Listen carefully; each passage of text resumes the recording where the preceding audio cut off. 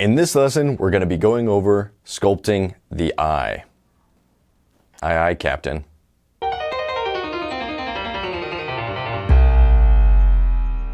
First, let's look at the structure around the eye. The eye socket is the concave area where the eyeball rests. You can feel around your own eye to get a sense of the bony structure and where it's hard versus where it's squishy. The top outside edge of the eye socket is the brow ridge. The eyeball has an upper and lower eyelid that meet together on the inside to form the tear duct.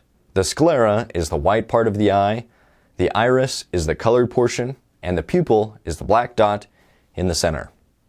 The cornea is the clear lens that contributes to the way that light bounces off of the iris. When sculpting the eye, I often see students jump into the details of the eye without establishing the structure around the eye first. This starts with the structure of a simplified skull, like the one that we made in a previous lesson. Keeping that scaffolding in mind and establishing it early on will help us create an eye with accurate depths. Remember that the brow ridge serves as a cover to protect the eye. From the side view, you can see how deep the eye is set in comparison to the profile line that runs down the forehead and along the nose. This side angle is especially important to observe when sculpting the eye. Okay, now let's get into this study. For the materials, I'll be using some clay. This is Chavant Medium NSP, but other types of clay can work fine. A backboard that's about 4 inches by 4 inches, and then these tools. For this study, we'll be using ourselves as a reference, so you'll want a mirror or two. 2 mirrors is better so that you can see some extreme angles. If you want to take your own photo references, be sure to get as many as you can from the sides and from extreme angles like above and below. Having a friend help take the photos will make things easier. A skull is also a helpful reference when sculpting the eye socket. To start, we'll want to establish the surrounding forms of the brow ridge and nose.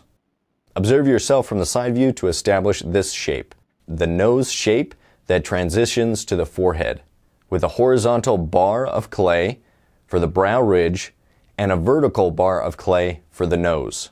From the front view, it should look like this. Observing the eye from above or below can help inform the way that the brow curves from the center line to the side plane of the face. Be sure to build this brow ridge and nose out quite a bit because a common mistake is not adding enough depth to the eye. With these outlines, I'm basically just drawing a line in space and focusing only on one angle at a time. Now that we've got more mass on the forehead, we can start to build out the eye socket.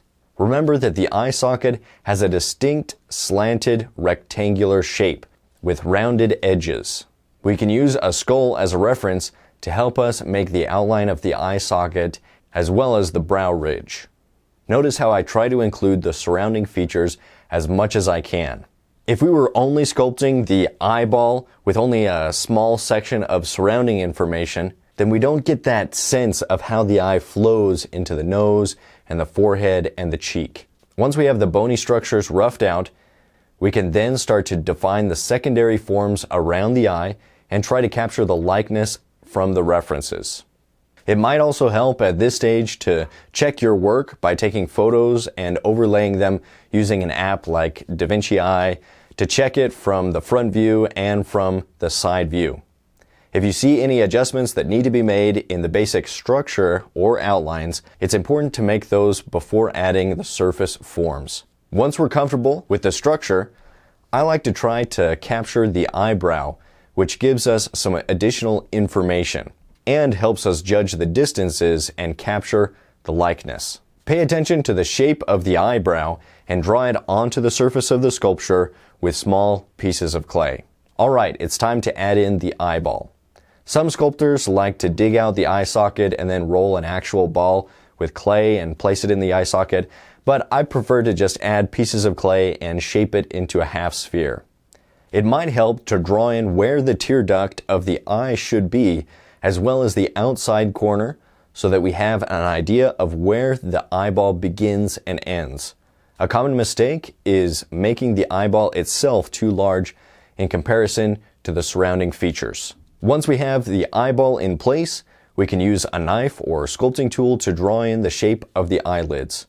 Try to use straight lines that help capture the shape of the eye better than a rounded walnut shape. Remember that the widest point on the upper eyelid is usually towards the inside of the eye, and the widest point on the lower eyelid is towards the outside, making an angle like this. I also like to add in a drawing of the area that would be the bags under the eyes. You can see it pretty prominently on me, and depending on the person, it may be more subtle or disappear entirely. Now we can add in the clay, making the upper and lower eyelids. Use small pieces of clay and then add them along the guidelines. When sculpting, it's better to have the eyelids a little too thick than too thin.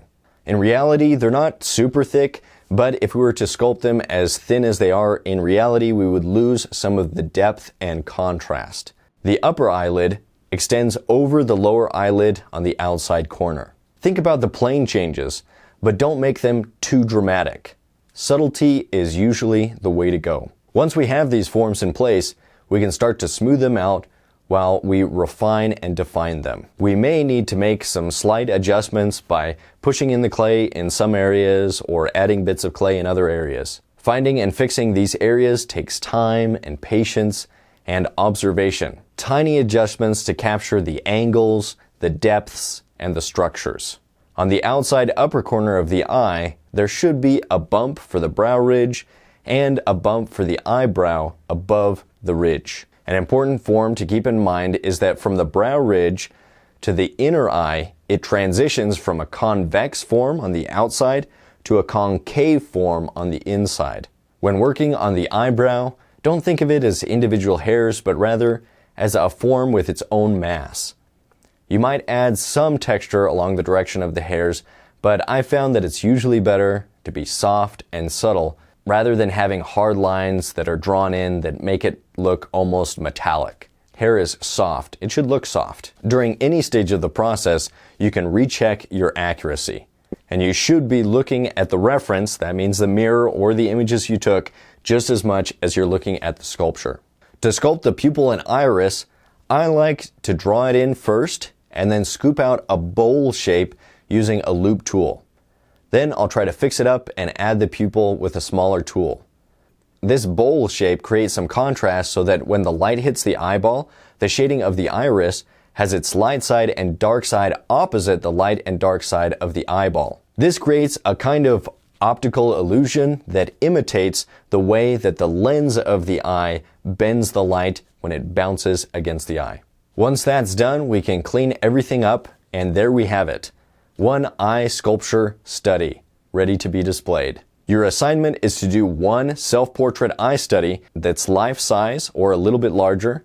For this study, it's not essential to get a perfect likeness, but it should be generally correct in proportions and the structure without the eyeball being too large or too small. In the premium course, we'll have some longer demos that'll go more in depth, and we'll do some additional eye studies. So be sure to get the full course so that you can master portrait sculpting. Be sure to subscribe to the channel, push the notification bell, like the video, boom, subscribe, comment below, you know the drill. Stay productive, stay creative. See you around.